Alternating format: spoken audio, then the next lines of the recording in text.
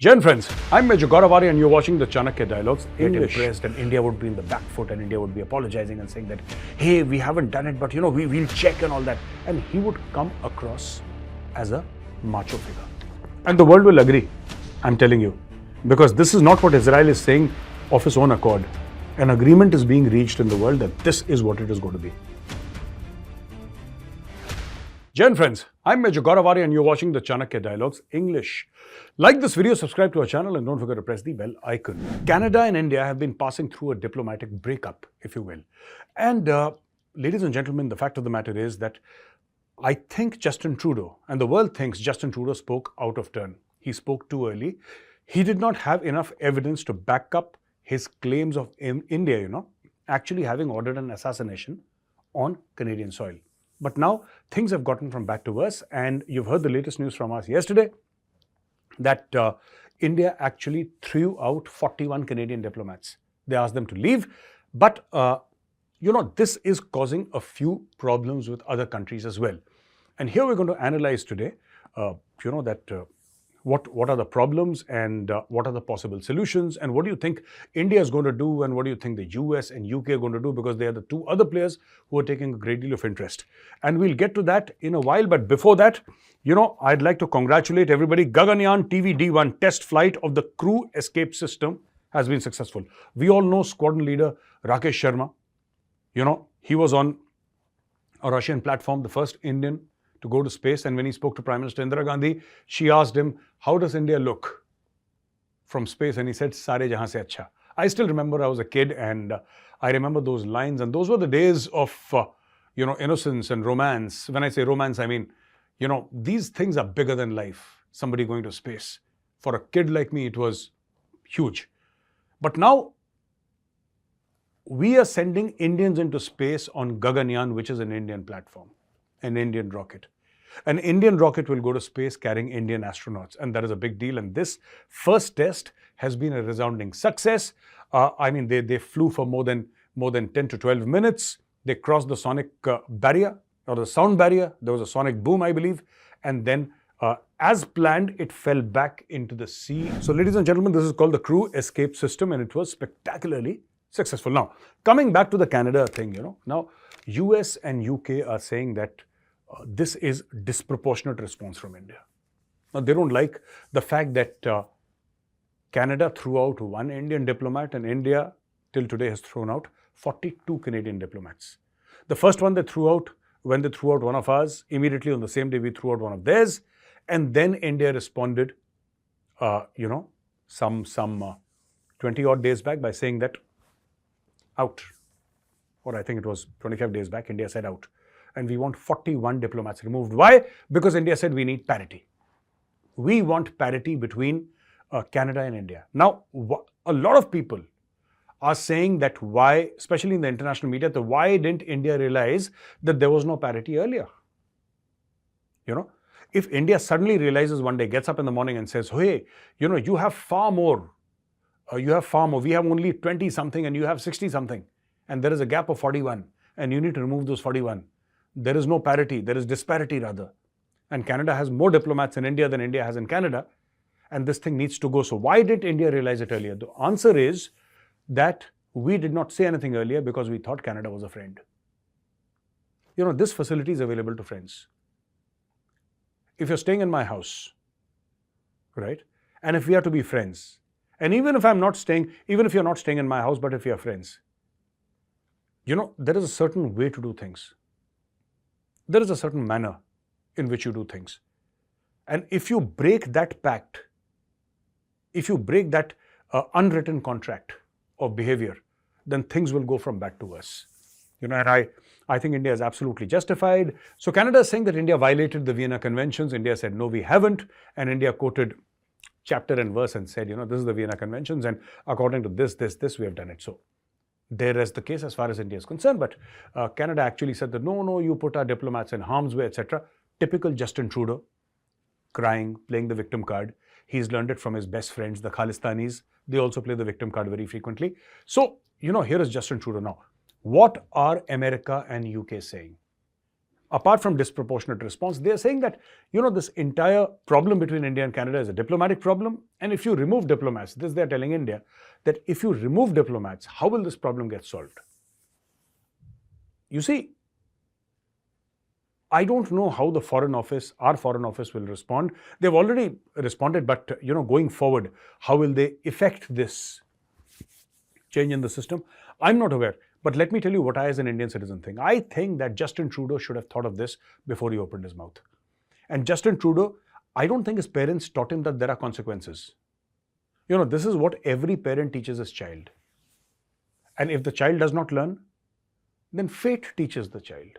In this case, in the case of Justin Trudeau, his parents did not teach him, it is fate teaching him. There are consequences to everything. And you know why Justin Trudeau did what he did? Why he suddenly shot off his mouth? Of course, there is a Chinese factor. The Chinese were interfering in Canadian elections, and Justin Trudeau wasn't saying anything to the Chinese. I guess he developed cold feet. And then he got a lot of backlash from the Canadian people. They said, you're absolutely useless. And if you can't protect Canada, what good are you? Perfectly justifiable remarks. And when he got this opportunity to corner India, which was pretty much not an opportunity actually, I think the Americans put him up to it, and they gave him some nonsensical photograph or video which couldn't stand up in a court of law, but they gave it to him anyway. This guy said, this is the time to prove to the Canadians that I'm such a strong leader. And then he goes on the floor of the parliament and then he says, I have credible allegations, or there are credible allegations, whatever that means. I have no idea I know what credible proof means. I don't know what credible allegations mean, but he said, oh, there are credible allegations that India has murdered this Khalistani nut job, Nijjar. All right. And then there was this, you're aware of the rest of the things. And he thought that because Canada is a white country, because Canada comes in the so-called first world countries list, because Canada is a Western country, because it's part of G7, people would automatically get impressed and India would be in the back foot and India would be apologizing and saying that, hey, we haven't done it, but we'll check and all that. And he would come across as a macho figure. Now, two things happened. First of all, Prime Minister Modi did not respond because he said that this is beneath my dignity. That is what he would have thought. Who's the little child, Justin Trudeau? Get out. And Dr. Jaishankar actually gave him a caning of a lifetime.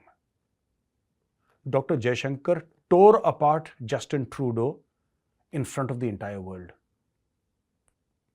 That was a masterclass in diplomacy by Dr. S. Jaishankar. And the way he demolished Justin Trudeau and the Canadian system. I mean, the Canadians have never got a thrashing like this for a very, very long time. And he just went about it. He demolished all of their arguments and they didn't know what to say. And this is what I tell the Canadians. If you have proof, show it to the world. Don't show it to India. Forget about it. Forget about India. Show it to the world. Go to the International Court of Justice. Show it to the entire world.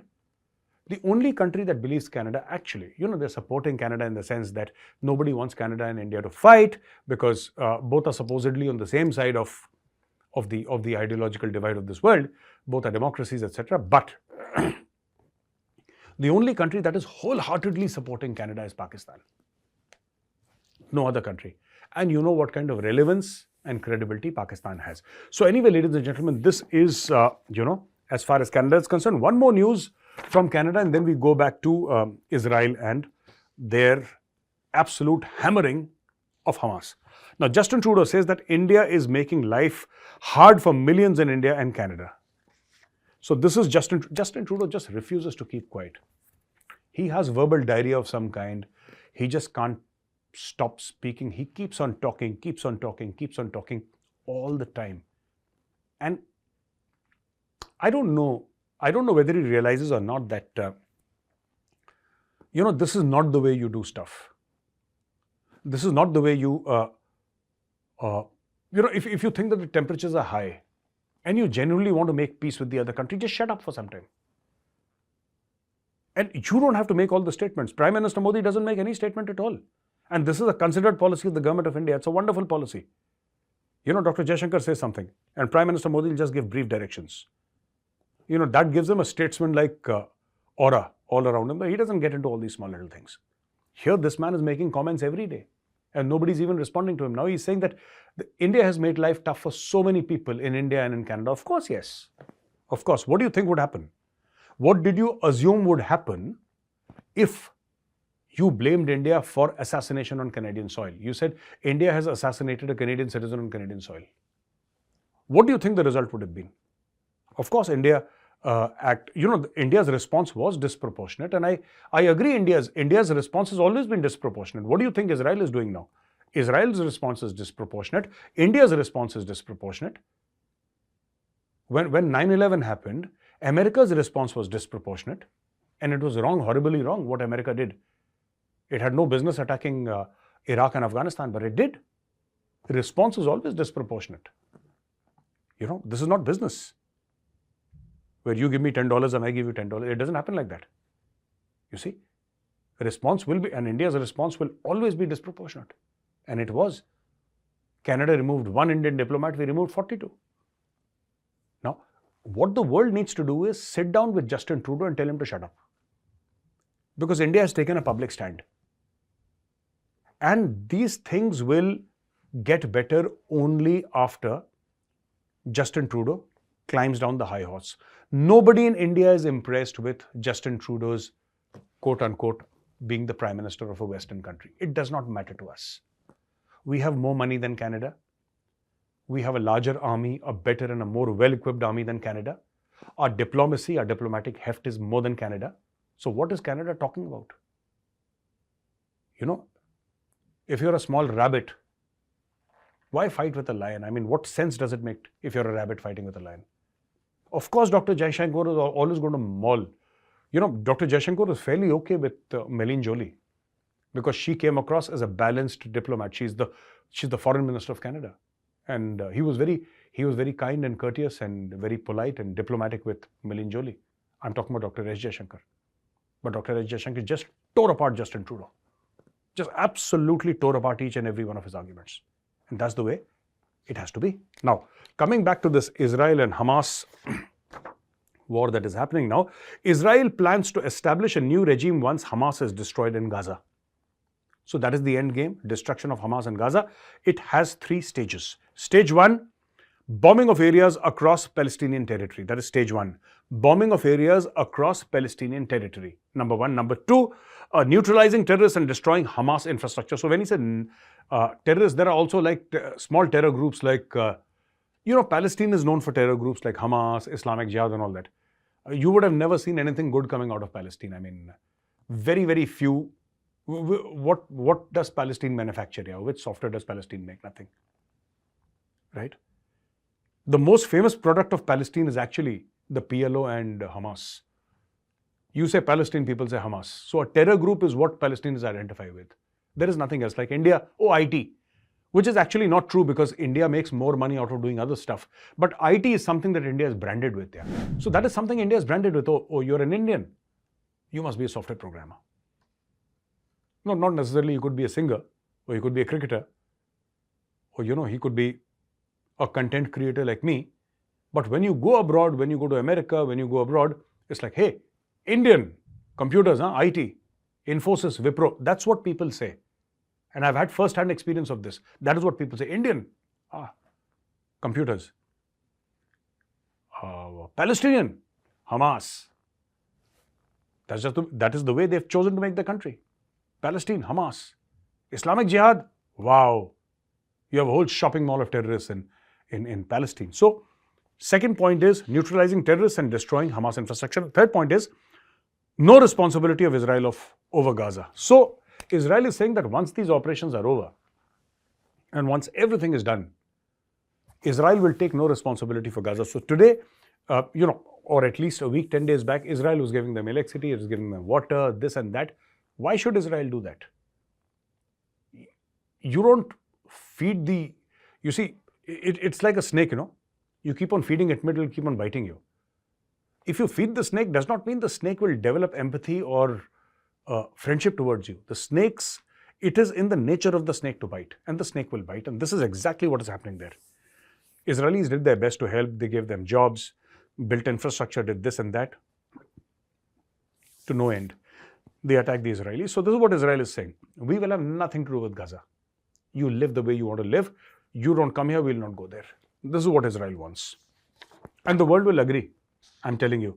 Because this is not what Israel is saying of its own accord. An agreement is being reached in the world that this is what it is going to be. And if anybody thinks that Israel is going to move back to pre-1967 borders, fat chance.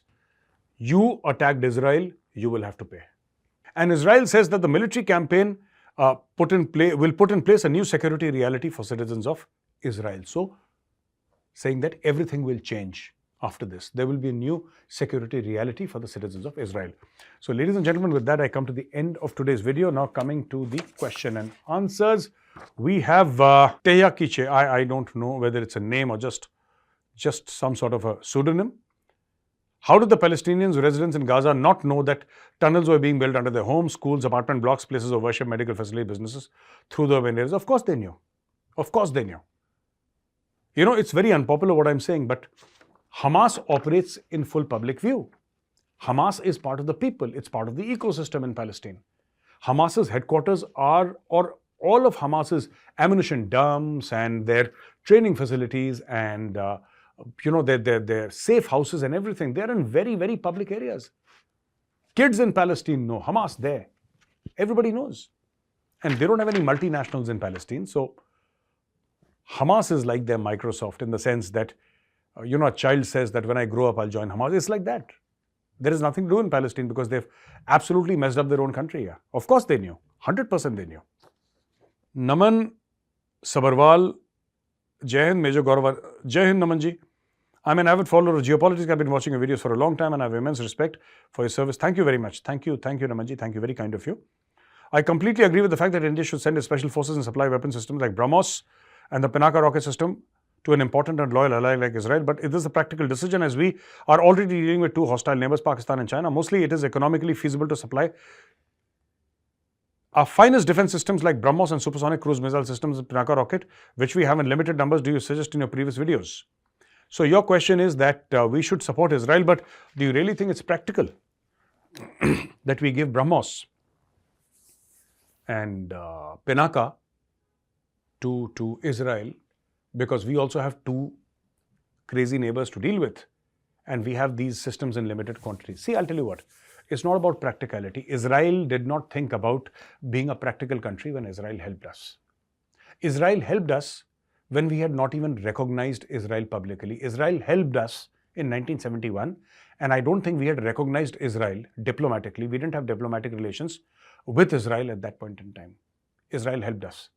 Israel helped us during Kargil War, 1999 Kargil War. Israel helped us with Spice 2000 systems when we did the Balakot strike. Israel did not make its friendship with India a business deal. Israel never said that, we are going to help India because we will benefit. They helped us. And when it is our chance to help Israel, we can't be seen as doing business. That, hey, we have BrahMos in limited numbers, why should we? Israel didn't think like that. So why should we think like that? And let me tell you, the world is not doing a favor to Israel by helping Israel. They're doing a favor to themselves. If India helps Israel, India is not doing a favor to Israel. We're doing a favor to ourselves. Because the enemies of Israel are also the enemies of India. Same mindset, same ideology. What Israel suffered that day on Saturday, India has suffered, on 26/11, 26/11, Mumbai. Same ideology, same mindset. You must understand. Israel's situation is not very different from India. It's not very different.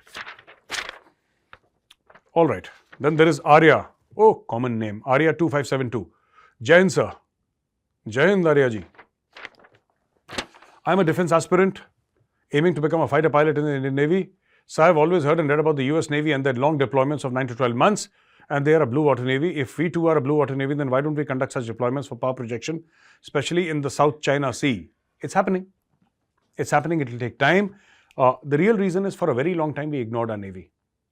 I'm from the Army, but let me tell you that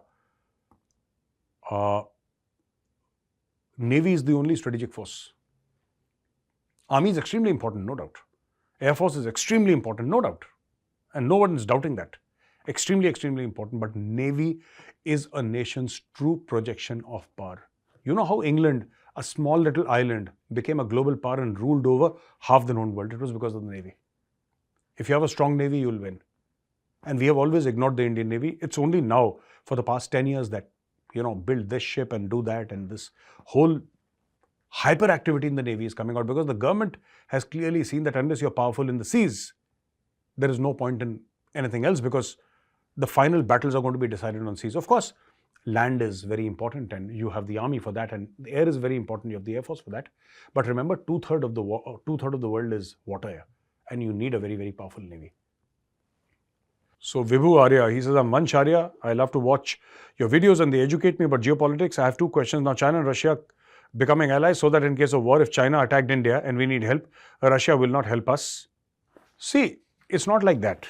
This is not the typical gali mohalle ka friendship. This is not friendship in schools and colleges, that if you're that guy's friend, you can't be my friend. And if you're his friend, let's go and beat up that guy. It doesn't happen like that. Russia and China have been close for some time now. And especially after the Ukraine war, Russia has gotten closer to China. That is West's folly. The West has been stupid. But let me tell you one thing, we have a different kind of friendship with Russia. And we were friendly with Russia before China and Russia became friendly. Our friendship with Russia goes back to day one of our independence. So let's be very clear. It's not international relations and geopolitics is not binary. It's not 0 or 1. So let me give an example. What's happening in the case of China? China and India have a dispute. More than 3,500 kilometers line of actual control, perceptional. India says that is the LAC. China says this is the LAC. Both are claiming each other's areas. India's claim is more genuine. I'm not saying it because I'm an Indian, but India's claim is actually based on facts and figures, which China does not want to even listen to. But India's claim is based on facts and figures. Now, the thing here is that in spite of Galwan, in spite of friction along the line of actual control, India and China have trade of $125 billion annually. More than $125 billion. And there's not a small amount. So how do you figure? Which is why I'm saying nothing is absolute. Except in case of Pakistan, nothing is absolute. Right? We're talking to everybody. Everybody is talking to us. We're talking to China every day. Relationship with China is also robust. Because the economy forms the backbone of every relationship. And we know we can leverage that money with China whenever we want, and China will give discounts and we will give China discounts. It will happen. Except for Pakistan, I think our doors are open for everybody in the world. So ladies and gentlemen, thank you for watching this video. If you like this video, press the like button, subscribe to our channel, and don't forget to press the bell icon. Jai Hind, Vande Mataram, Bharat Mata ki Jai.